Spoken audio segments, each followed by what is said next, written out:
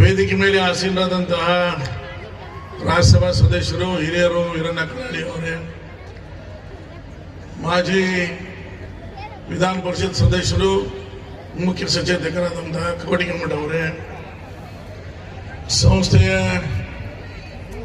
ಹಿತಚಿಂತಕರು, ನಮ್ಮೆಲ್ಲರಿಗೂ ಮಾರ್ಗದರ್ಶಕರಂತ ಅವಿನಾಶ್ ಪದ್ದಾರ್ ಅವರೇ, ಶಿವಣಿಗೆ ಅವರೇ, ಕುಲಕರ್ಣಿ ಅವರೇ, ಬೆಳಗಾವಿಯನ್ನ ಅಂತಾರಾಷ್ಟ್ರೀಯ ಮಟ್ಟದ ಉದ್ಯೋಗದಲ್ಲಿ ಬೆಳಗಾವಿಯನ್ನ ಸ್ಥಾನವನ್ನು ನಿರ್ಮಾಣ ಮಾಡಿದಂತಹ ವಿದ್ಯಾ ಮುಕುಂಬಿ ಅವರೇ, ತಮ್ಮದೇ ಆದಂತಹ ಅಭಿನಯ ಮತ್ತು ಕಲೆಯ ಮೂಲಕ ನಮ್ಮೆಲ್ಲರನ್ನ ರಂಜಿಸುತ್ತಿರುವಂತಹ ದೀಪಕ್ ಸಾಹೇಬ್ರೆ, ಆತ್ಮೀಯರು, ಹಿರಿಯರಾದಂತಹ ಅನಿಲ್ ಪದ್ದಾರ್ ಅವರೇ, ನೆರೆದಂತಹ ಎಲ್ಲ ಸಂಸ್ಥೆಯ ಕರ್ಮಚಾರಿಗಳೇ ಮತ್ತು ಮಾಜಿ ವಿದ್ಯಾರ್ಥಿಗಳೇ, ನಾನು ಹೆಚ್ಚಿಗೆ ಹೇಳೋದು ತೇಜಸ್ವಿ ಸೂರ್ಯ ಅನೇಕ ವಿಷಯಗಳು ಹೇಳಿದ.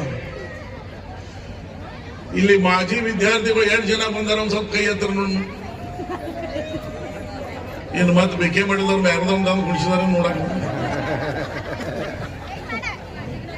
ಎಲ್ಲರೂ ಅವರಾದ್ರು.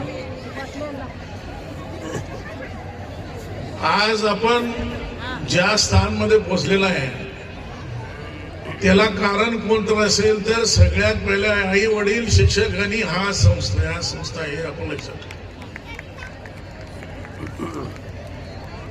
ನೀವು ಭಾಳ ಶಾನೆ ಅದನ್ನು ಅದಕ್ಕೆ ಇಲ್ಲಿ ಮಠ ಮುಟ್ಟಿದನಂತ ನಿಮ್ ತಪ್ಪ. ನಿಮ್ಗಿಂತ ಶಾನೆ ಮಂದಿ ದಿನ ಬೆಳಗಾವನಾಗ ಅಡ್ಡಾಡತ್ತಾರ. ಆದ್ರೆ ನಿಮ್ಗೆ ಈ ಸಂಸ್ಥೆ ಶಿಕ್ಷಣ ಸಿಕ್ತಂತ ಹೇಳಿ ನೀವು ಇವತ್ತು ಈ ಜೀವನಕ್ಕೆ ಮಟ್ಟಕ್ಕೆ ಬಂದಿದ್ದಾರೆ. ಅದಕ್ಕೆ ವಿಶೇಷವಾಗಿ ಈ ಸಂಸ್ಥೆ ಎಲ್ಲ ಕರ್ಮಚಾರಿಗಳು ನಿಮ್ಮ ಮೂಲಕ ನಾನು ಅಭಿನಂದನೆ, ಧನ್ಯವಾದವನ್ನು ಹೇಳಕ್ಕೆ ಇಚ್ಛೆ ಪಡ್ತೇನೆ.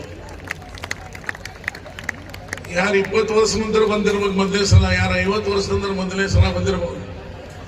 ಬಂದ ನಂತರ ನಿಮ್ಗೆ ಒಂದು ಮಾತನ್ನು ನಾನು ಕೇಳ್ತೀನಿ.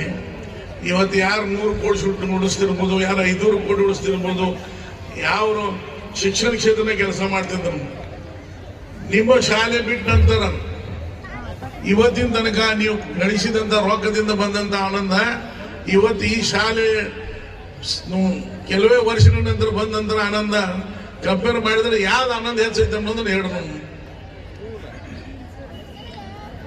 ಇದಲ್ಲ, ಯಾಕಂದ್ರೆ ನಾವು ನಮ್ಮ ಶಾಲೆಯ ಶತಮಾನೋತ್ಸವ 27-28 ಮಾಡ್ತಾ ಇದ್ದೇವೆ. ನಮ್ಮದು 100 ವರ್ಷಕ್ಕಿಂತ ಹೆಚ್ಚಾಯ್ತು. ನಾವು ಸರ್ಕಾರಿ ಶಾಲೆಯೊಳಗೆ ಕಲ್ತಾವ್ರು. ನಮ್ಮ ಕುಟುಂಬದಿಂದ 8 ಜನ ಈ ಶಾಲೆಯಲ್ಲಿ ಕಲ್ತಾರೆ, 8 ಜನ. ಹೀಗಾಗಿ ಈ ಸಮಸ್ಯೆ